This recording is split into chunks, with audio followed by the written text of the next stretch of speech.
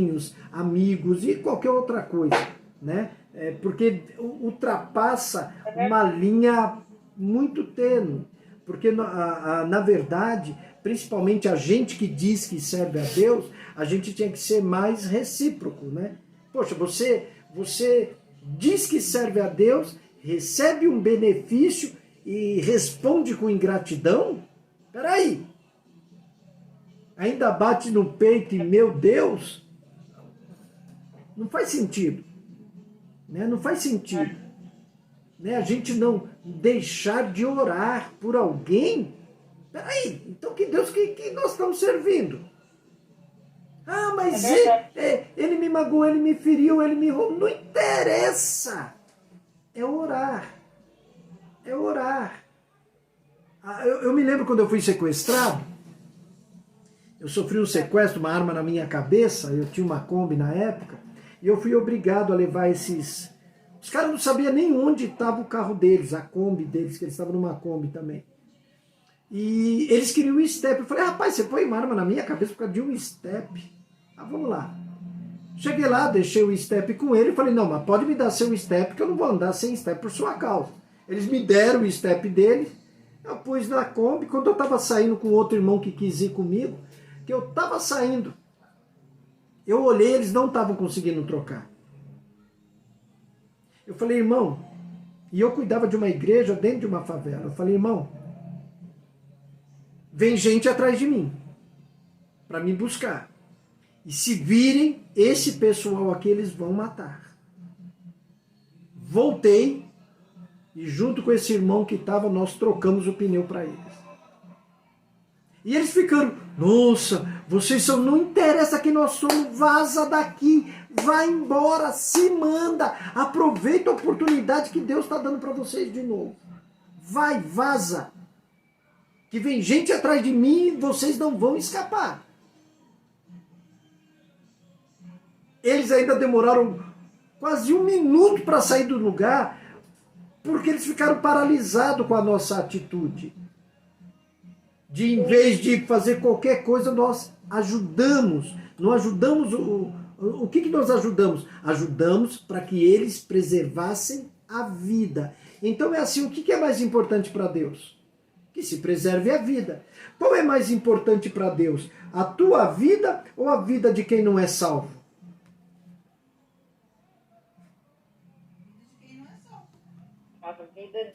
A mais importante é a vida de ambos, né? Não, mas né, no caso, quem é mais importante para Deus? A vida do salvo ou a vida do outro? Do não salvo, amor. O que supostamente não está salvo. Supostamente o que não está salvo. É exatamente isso. Por quê? Porque você já está. Então agora você entende por que discípulo morria e eles ainda perdoavam. Eles estavam salvos. Ah, perdoa eles, pai. Eles não sabem o que estão fazendo, não. Perdoa esse pecado deles. Por quê? Porque eles precisam ser salvos. Desculpa, eu atropelei aí. Aí a gente vê o quanto, não vou falar você, mas o quanto eu e a torcida de São Paulo, do Corinthians, do Palmeiras e o restante juntos, estão errados dentro do Evangelho. Para quem está, dos crentes, né? Não estou falando dos crentes. Porque a nossa visão, confesso, eu estou confessando, né? Porque quantas vezes eu usei aquele bordão, bandido bom é bandido morto. Então, assim, depois de... Eu continuei pensando dessa forma, e até pouco tempo atrás eu ainda pensava dessa forma. Então, aí a gente entra justamente naquela coisa da obediência, do mandamento e do amor, né? Porque tudo a gente cai no amor. Então, assim, eu estava sendo desobediente quando eu não estava praticando, ou quando eu não pratico o amor, eu estou sendo desobediente. Não adianta eu perdoar, não adianta eu tomar ceia, não adianta eu ir para a igreja, não adianta eu orar, se eu acho na minha cabeça que quem pratica o mal, eu tenho que, vamos dizer assim, ou tem que pagar com a mesma moeda, ou pelo menos não tem que merecer. É justamente o que você acabou de falar um pouco antes, né? Quem é mais importante para os Senhor? É quem não está salvo ou quem já está no caminho da salvação, né? Aí é quem não está salvo. Então, quer dizer, é uma ideia deturpada que Deturpada. faz com que ovelhas e infelizmente, eu vou falar uma grande maioria, porque essa é a nossa Sim, realidade. sim. Eu vou falar a igreja, não é a igreja, A ou B, assim, né?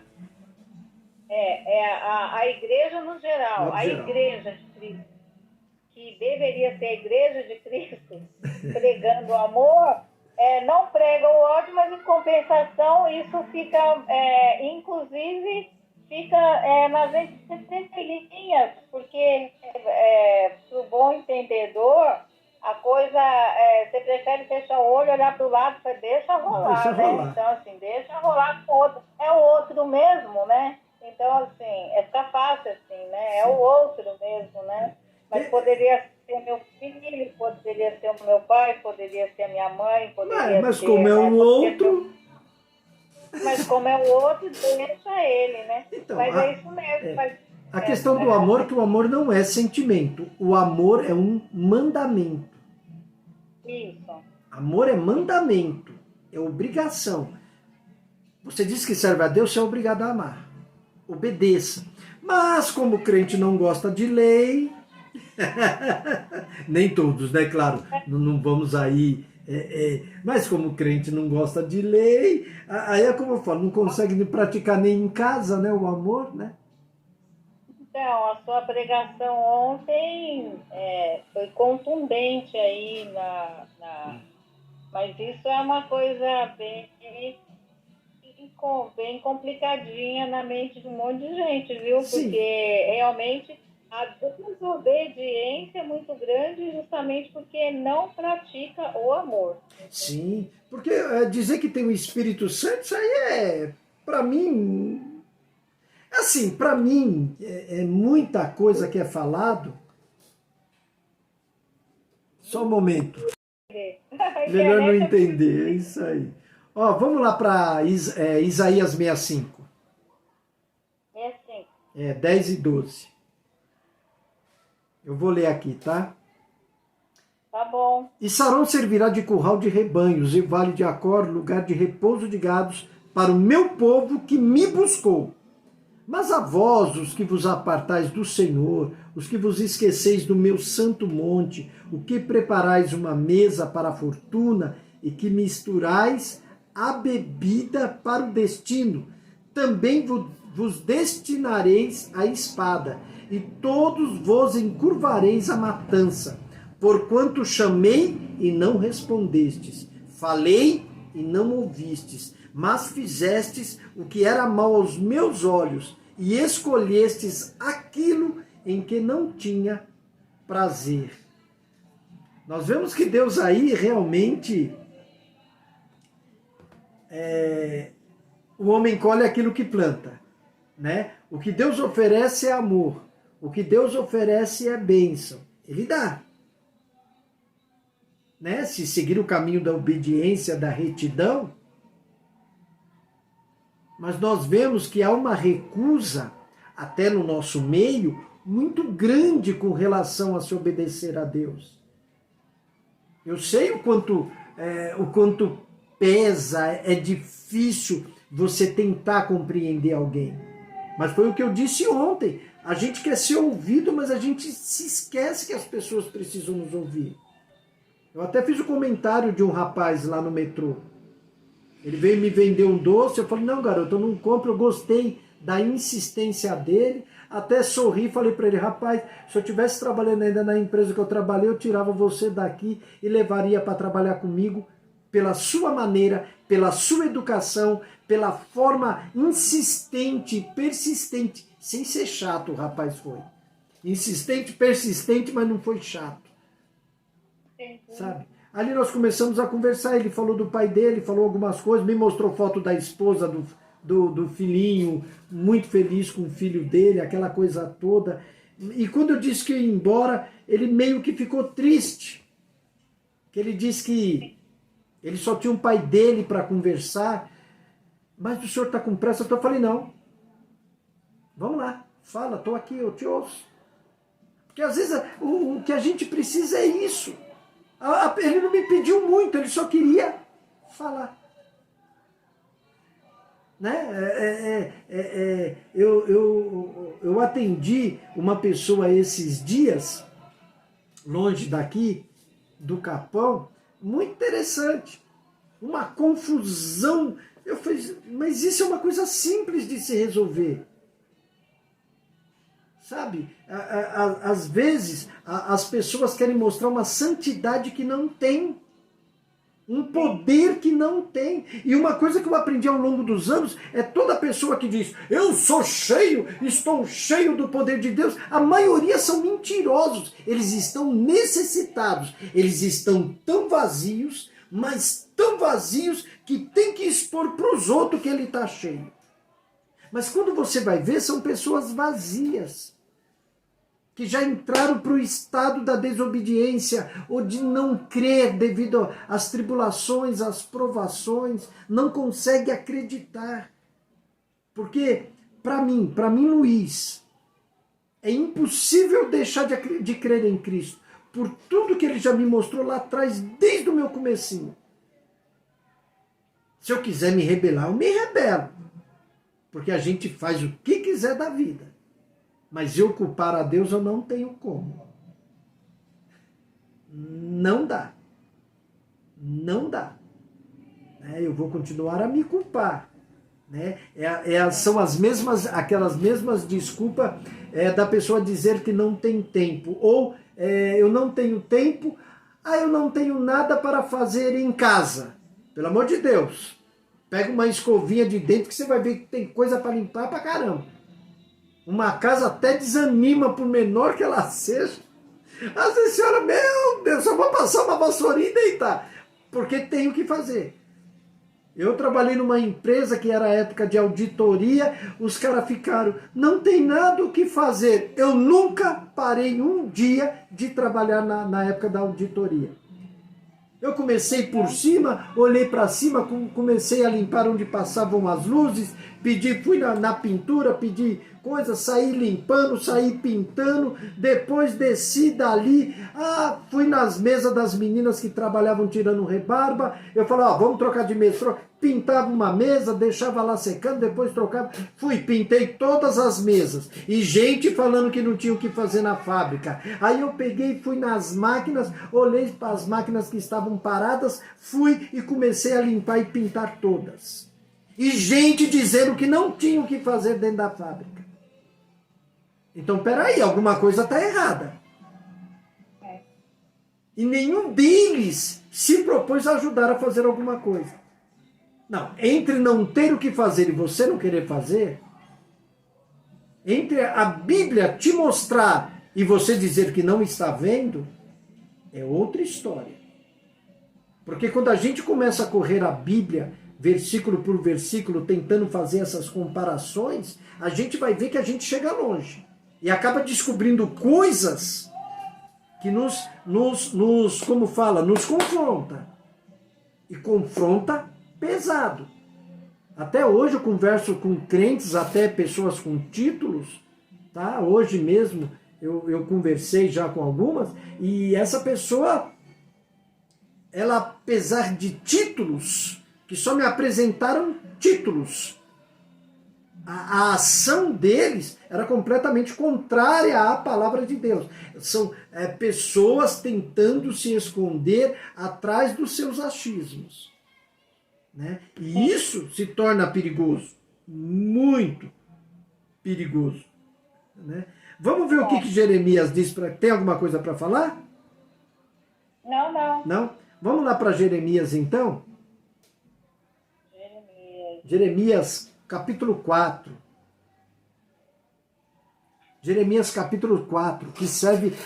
como a palavra de Deus é viva, e eu odeio, sabe, depois do que eu aprendi o que é a palavra de Deus, né? Eu odeio esse negócio de velho e novo. A palavra de Deus é nova a cada manhã. E eu me renovo a cada manhã. Né? Mas tudo bem, para facilitar aí o Velho Testamento. Jeremias capítulo 4, versículo 1 e 2 diz assim: Se voltares, ó Israel, diz o Senhor, volta para mim. E se tirares as tuas abominações diante de mim, não andarás mais vagueando.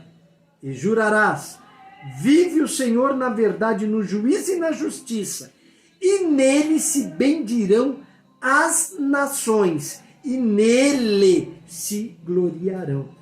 Olha só que maravilha. Ele chama Israel, volte para mim. Israel volta para Deus. E quando Israel se voltar para Deus, as nações também participarão dessa glória, né? Claro, aqueles que aceitarem ao Senhor, né? Com certeza é isso, né? E mesmo naquela época haverá muitas pessoas para aprender, né? Me questionaram sobre, mas e aquela pessoa que era boa, que era honesta? Eu falei, olha, esses quem julga é Deus. Eu falei, com certeza, quem conhece o interior do homem é quem? Deus. Deus tem que aceitar Jesus. Tudo bem, eu sei disso. Eu sei disso. Mas espera aí. Se eu fosse Deus, eu vou pensar pelo lado eu sendo Deus. Uma pessoa honesta. Uma pessoa fiel às suas amizades, aos seus compromissos, que é isso que Deus quer. Uma pessoa que não tem ódio, não tem rancor de ninguém, que tem gente aí que não bota Deus na boca, mas perdoa com uma facilidade, sabe, tremenda. São pessoas digníssimas. Será que eu sendo Deus, eu jogaria uma pessoa dessa de qualquer forma de lado? Ou será que eu, sendo crente, porque tenho um títulozinho, eu posso fazer o que quero e eu estou salvo do mesmo jeito? Eu posso ser mau caráter, mentiroso, não perdoar ninguém, ter ódio no coração, ter ira. Eu estou salvo porque eu digo que aceitei Jesus. Então, aí a gente volta lá ao amor, né? Praticar o amor, né? Então, volta ao amor. Tem aquela pessoa que obedece justamente aos mandamentos do Senhor, mesmo não sendo crente, o crente intitulado crente, né? Não é aquele que vai... Isso é muito interessante, sim, porque justamente nem todo corpo, nem toda igreja vai ser salva e não vai... E a gente está muito... Como o crente, ele justamente impõe isso, né? Se não aceitou Jesus, já tem passaporte direto para o inferno, falando de forma lógica, né? Tem passaporte direto para o inferno. Mas só que eu compartilho dessa mesma ideia. Se parar para pensar, acho que a gente vai ter uma surpresa muito grande. Surpresa. Porque justamente vai muito, lógico, das atitudes, mas o que está aqui no coração. No coração, no interior. É muito falta. Tem cachorro que rosna, mas ele não morde. Sim. Tem cachorro que não rosna e mata. Tem cachorro que rosna alto e mata também. Então, quer dizer, isso vai daqui, olha. Tem cachorro que late e morde, né? Late e morde mesmo. Tem outros que não late e morde também. Então, vai muito. E esse negócio também de achar que só porque é crente e está cheio do Espírito, se vão vangloriar disso, isso daí também eu tenho observado bastante, viu? Pode observar. Eu tenho feito várias pregações, não me chamava muita atenção, não, Pode porque observar. eu até personalizava. Lembra que eu falei para você da cobrança? Você foi batizado, você tem que procurar o batismo no Espírito Santo, porque você tem que fazer... Não, que não... mas não estou deixando de lado, pelo amor de Deus, a parte do Espírito Santo, mas assim, a imposição, mas aqui estou vendo, estou sentindo a presença de Deus, aqui a presença de Deus é o Espírito. Não é isso ou não? Ou eu estou enganada? Aí e alguns se intitulam tão santos que só ele sente o Espírito, parece que a luz só está sobre ele. Na verdade, a maioria dessas pessoas não sentem tanto quanto falam, não. Elas falam mais do que sentem. Porque onde a gente repara isso? É que a gente fala, a Bíblia diz que não pode julgar. Mentira. A Bíblia diz que pode julgar sim. O que não pode julgar é conforme a aparência, mas julgar conforme a reta justiça. Quem não quer ser julgado em seus atos, em suas atitudes, é porque tem culpa no cartório. Acabou. Então, para você reconhecer um lobo, uma ovelha, um falso profeta, vamos lá, para reconhecer um falso profeta, você não tem que fazer um julgamento? Claro que tem. Agora, a pessoa que é inútil, uma pessoa que é, como é que chama? Me escapou a palavra agora, é um imbecil funcional, é um ignorante funcional, essa não vai pensar mesmo não. Tudo que falar dá ouvido, tudo que disserem dá ouvido, tudo que... Porque o que tem que acabar? As igrejas, nem todas, né? Mas a maioria delas tomou uma forma esquisita, que é uma maldita cantarola, que os hinos nem... As músicas não são nem para louvar e glorificar a Deus, é mais para aquela coisa humana. Aí vem dizer que o Espírito de Deus, né? Que em vez de Deus estar sendo glorificado, está sendo glorificado o próprio ser humano, traz aquela alegria que ser humano tem o direito de ser feliz e estar alegre sim. É como se estivesse na emoção de quando não tem briga. O estádio de futebol é uma coisa linda. Aquela comemoração, aquela alegria, que infelizmente dura pouco para alguns, né? Depois se torna tristeza, né? A gente sabe que é uma coisa superficial, mas que não deve ser tirada de ninguém, né? Então, dentro das igrejas, o que está ocorrendo em muitas delas é isso, é essa alegria superficial, essa maldita cantarola, essa praga aí que todo mundo diz que é profeta, e aquela baderna de cadeira de banco, aquela coisa nojenta, podre, aquela coisa diabólica, essa é a expressão, né? Diabólica, né? Porque aquilo vai contra o caráter de Deus, contra a santidade de Deus, e vai contra mesmo, né? Porque o nosso Deus, você não vê Jesus, ninguém na face dessa terra teve a unção, a presença de Deus, né? Ou do chamado Espírito Santo de Deus, né? O poder, a autoridade de Deus, como Jesus. E ninguém ouve dizer que Jesus bagunçou o coreto. É verdade. Ninguém.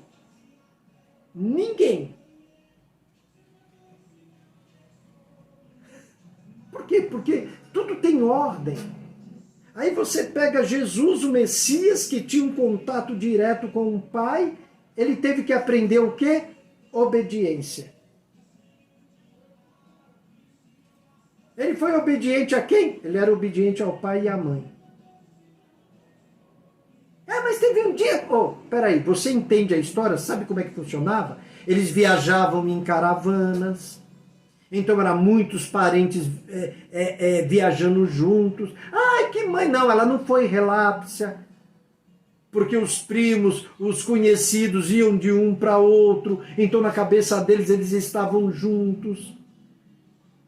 Só que quando não encontrou junto com os seus conhecidos, parentes, amigos, onde foram? Voltaram. Encontraram ele onde? No templo. Fazendo o quê? Fazendo a vontade de alguém maior. É verdade. A vontade do pai dele. E quando os pais chamaram para ele voltar, o que ele fez? Baixou a cabeça e voltou com o pai e com a mãe. Obediência. Né? Nós temos aí 2 pontos. Importa obedecer a homens ou a Deus? Bom, primeiro ele obedeceu a Deus. Mas ele nunca deixou de obedecer o pai e a mãe. Diferentemente da maioria de nós cristãos hoje. Né? A gente deixa de obedecer porque quer ser rebelde mesmo e acabou o assunto. Não obedece nem a Deus, nem ao pai e mãe. E se não obedece pai e mãe, é a Deus que não vai obedecer.